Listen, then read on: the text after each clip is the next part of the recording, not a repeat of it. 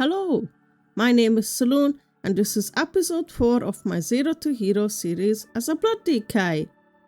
My plans for this week were in absolute shambles. Normally, I record my runs during the end of the week, but last weekend we had a nasty heat wave and we have no aircon. I was willing to sacrifice my soul to the pits of hell, which was our living room, but my PC was not.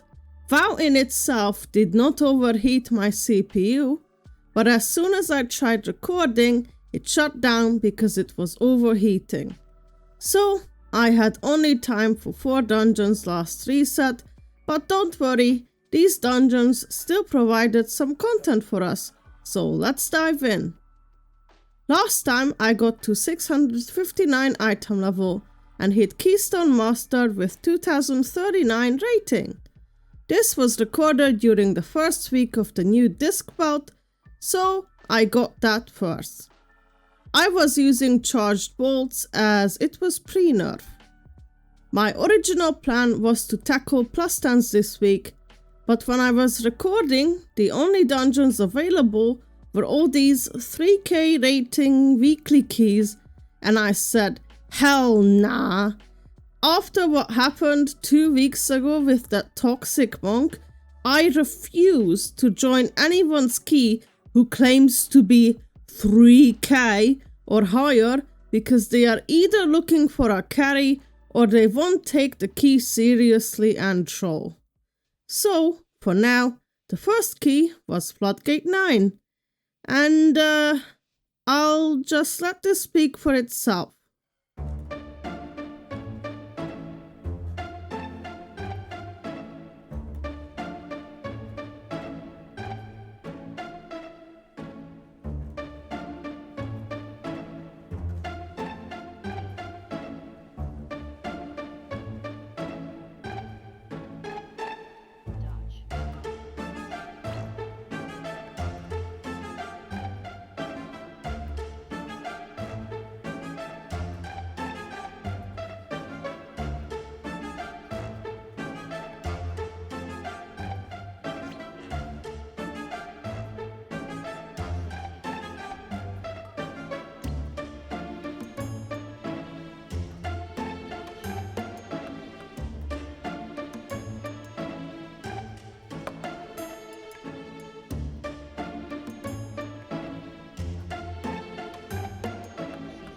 Thanks for watching. Catch you all in the next one.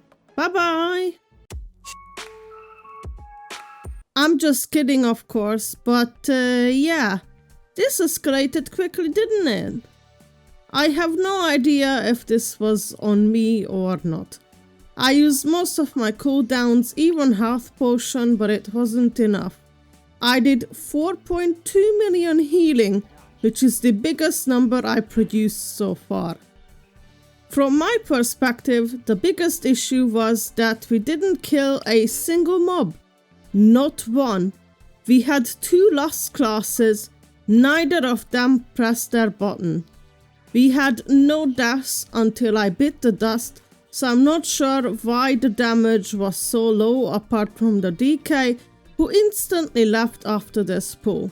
This key brought my confidence to 0, but I tried to move on. Next, I wanted something more chill, so I did a Theater of Pain +9. Another issue I faced with trying to do 10s was despite being a tank, nobody actually wanted to invite me, so I figured I should do some 9s first, so I'm more likely to get invited into 10s. We have a full ranged comp, and they stood always in the way I wanted to go. So at one point, when the puddles came, they put them in my way. As the tank, it wasn't an issue for me per se, but they closed off each other and it was kinda silly. We faced the same issue on the mini-boss before Zav.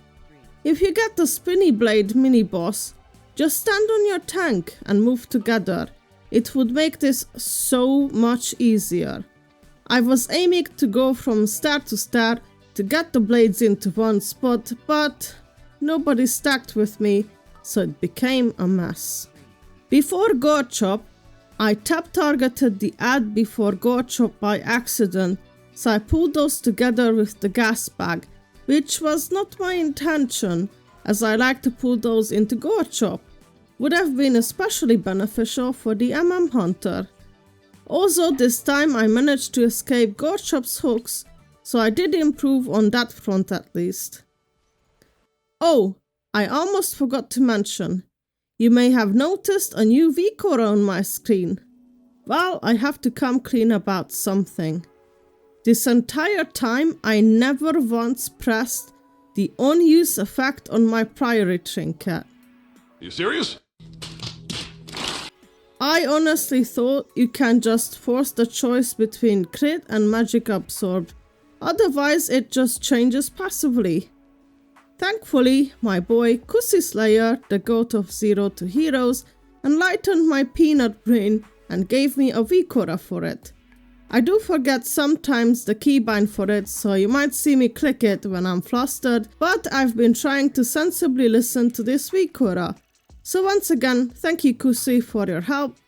He just started the Zero to Hero as a holy paladin, so go check that out after you watch this video and see if he suffered more than me when I was playing it.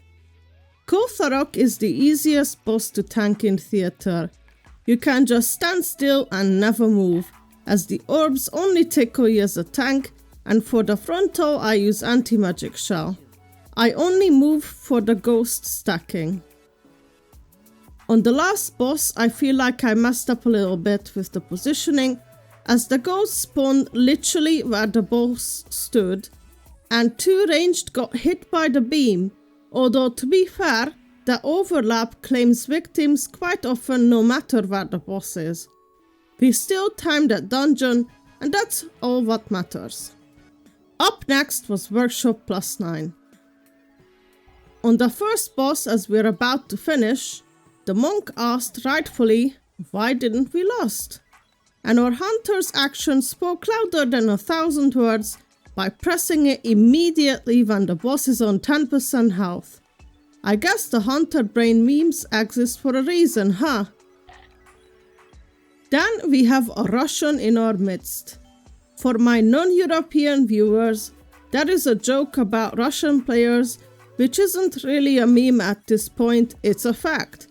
They are either really god tier players or the worst. There is no in between. Let's just see what happens here.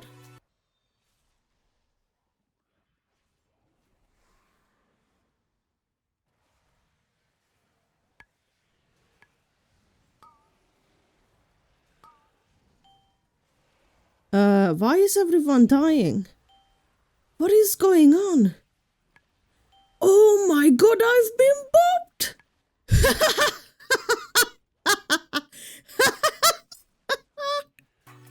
Yeah, I've been there myself during my Holy Paladin series. I made this mistake as well. It was kind of funny. Then I pulled the dogs and he is divine storming in place, doing some odd movements. Because of that, our damage was low, so the dogs did quite a lot of harm in the end. Eventually they call him out and he goes offline. He did come back and apologized in caps. Thankfully, the rest of the key went smoothly, so we timed it. Yay! We are rolling into Motherlode 9 next, which was pure chaos and insanity, which started on the second pull, where the Frost DK stayed on me with the knock-up circle, so I go up in the air and pull the Peacekeeper, which together with the uninterrupted assassin takes out 2 people. This pull took an eternity to finish. I kid you not guys, after this we had a death on every single trash pull. Before the first boss, nobody interrupted the assassin again, so he goes off and gets the mage in the end.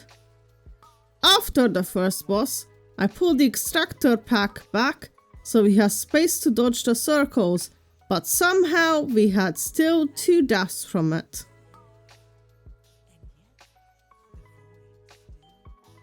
Before the second boss, we were fighting the last of the mini-boss pack, when suddenly the boss gets pulled. I cannot describe how confused I was and worried that somehow I caused it, but no, Details helps us out with that one. This one is not Arcane, he is Frost, but I guess he still has an orb to toss out and grief us by accident. With the boss's damage and the ticking dot, I couldn't keep up, so I die and the others follow me.